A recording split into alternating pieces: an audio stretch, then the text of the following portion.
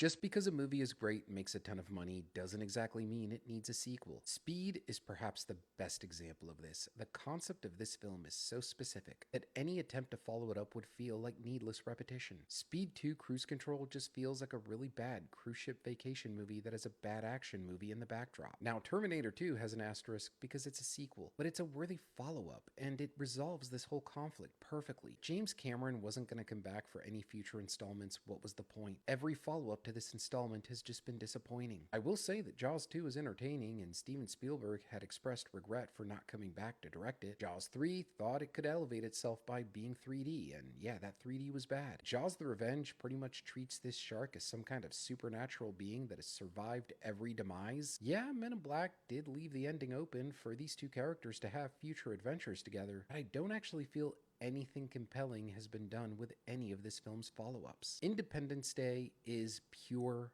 blockbuster entertainment. It's got a very precise concept that resolves itself beautifully. Which genius at the studio thought it would be a great idea to do a legacy sequel 20 years later? Because how atrocious Independence Day Resurgence is speaks for itself. Twisters has entertainment value, but it feels more like a glorified remake trying to mask itself as a legacy sequel. Part of the allure of this film is the cast and the chemistry they had with each other. That allure and chemistry was seemingly absent in Twisters. The Blair Witch Project should have just been a one and done. Its legacy and financial success should have been more than enough. If Jim Carrey wasn't coming back for a mass sequel, what's the point? At this point, what they should do with this property is maybe just do another adaptation that is more faithful to the comics, which, by the way, were really R-rated. 2005's Son of the Mask was atrocious. Wall Street is a film that is definitive of one and done. There is no need to bring Gordon Gekko back into a legacy sequel, working around a story and characters that share no chemistry with him. Any sequels to The Crow have been disrespectful. Considering the tragedy around this film, it just adds insult to injury by doing follow-ups with a different character.